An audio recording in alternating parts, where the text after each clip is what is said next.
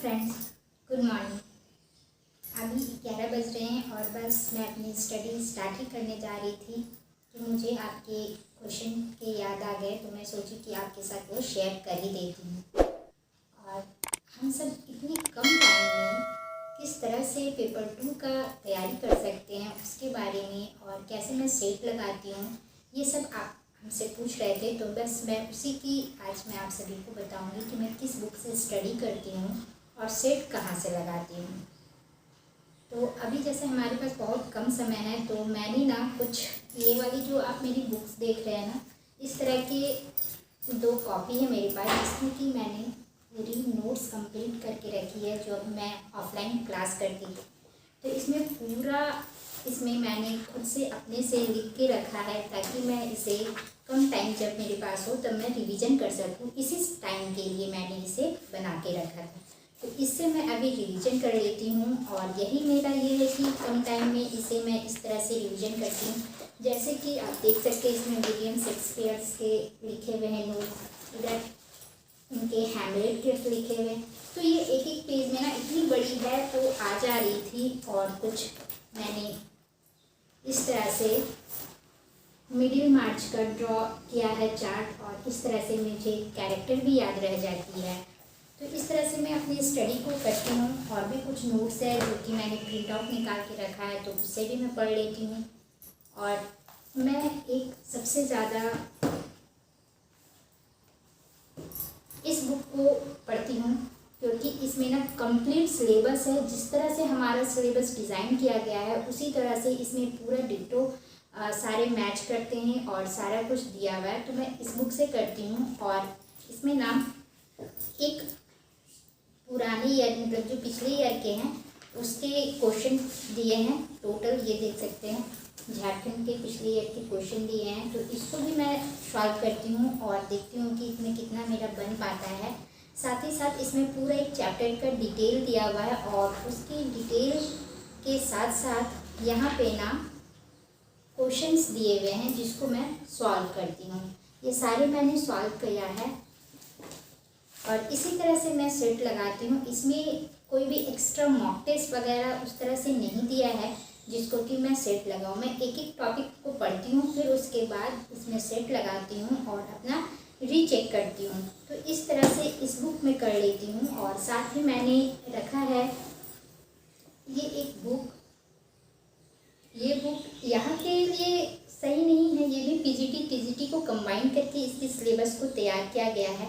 सुधीर अरोड़ा की बुक है, और ये जो यूपी वाले लोग हैं ना उसे ज़्यादा प्रेफर करते हैं। तो ये भी ना अच्छी इसमें लिखी गई है, इसकी जो लैंग्वेज वो अच्छी हैं, और इसमें भी डिटेल दिया गया है। तो ये भी ना मुझे इसमें कुछ टॉपिक ही है जो मिलता है, तो मैं यहाँ से भी स्टडी करती हूँ इस बुक से। और इसमें जो सेट दिए हैं टॉपिक वाइज, उस सेट को भी इसी से लगाती हूँ।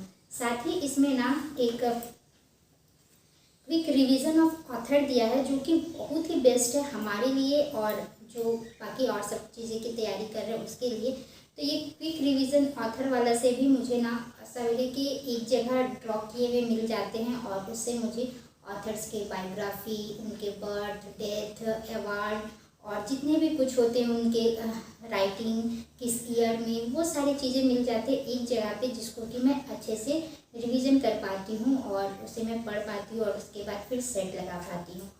ये हो गई। उसके बाद जो कि यहाँ पे बहुत ज़्यादा चलते हैं, आप सब जब ग्रेजुएशन से होंगे ना तब से पढ़ते होंगे नारायण की बुक। तो उस नारायण की बुक में ये ऑब्जेक्टिव वाली भी मेरे पास बुक है, जो कि मैं जब पिछले ईयर हाई स्कूल की दी थी तभी ये वाली बुक ली थी। तब से मैं इसे रखी हूँ और तब से मैं इसी से पढ़ती हूँ। बहुत सारा चीज़ें इससे मैच हो जाता है। और इसमें भी ना सेट्स दिए हैं मतलब कि इसमें भी बहुत सारे क्वेश्चन दिए हैं जो कि चैप्टर वाइज दिए हैं। तो इसको भी इसी चैप्टर वाइज ही मैं सेट लगाती हूँ। ऐसा मेरे पास कोई सेट नहीं है जिससे कि मैं पूरा कम्प्लीटली मॉक टेस्ट की तरह मैं टेस्ट लगा सकूँ। अभी इतनी बार एग्ज़ाम नहीं हुए हैं कि इनके मॉक टेस्ट आ पाएँ, चाहे उस तरह से। हाँ, कोई अगर आपके ऑफलाइन ट्यूशन वाले हैं, चाहे ऑनलाइन ट्यूशन सेंटर वाले हैं, तो वहाँ पे आप मॉक टेस्ट अरेंज करके देख सकते हैं, अपने आप को अपना रीचेक कर सकते हैं। लेकिन मेरे पास ऐसा कुछ भी नहीं है। बस मैं इन्हीं चीज़ों से मैं अपनी स्टडी करती हूँ। और इसमें ना आप ये जिसके पास होगी ना वो बहुत अच्छे से उनकी तैयारी हो जाएगी। ये बुक मेरे पास है और सभी के पास होगा। ये झारखंड के लिए बेस्ट है। इसमें ना 5000 क्वेश्चंस हैं जो कि आप अगर कंप्लीट कर लेंगे ना तो आपकी हो जाएगी तैयारी। ये नहीं करना है, मैं ये नहीं कहती हूँ कि इसी से सारे क्वेश्चन आ जाएगा और मैच हो जाएगा, लेकिन क्वेश्चन क्या है, क्वेश्चन तो वही होता है, बस पूछने का तरीका अलग होता है, आंसर तो आपको सेम ही मिलेगा। बस उस तरीके को समझना है, क्वेश्चन को समझना है कि किस तरह से क्वेश्चन पूछ रहा है और उसके आंसर करना है। तो अगर आपके पास कॉन्सेप्ट क्लियर है ना तो आपका हो जाएगा, आंसर आ जाएगा। और सबसे पहले मैं बता दूँ तो मैं तो अभी सारी नावल तो कर रही हूँ। आप अपने नावल्स को पहले कंप्लीट कीजिए, क्योंकि नावल्स कंप्लीट हो जाएगा ना तो आपका 50-40% आपका कवर हो जाएगा। और नावल में इतने सारे कैरेक्टर है जो कि बहुत इधर उधर हो जाते हैं, डिफ़िकल्ट होता है।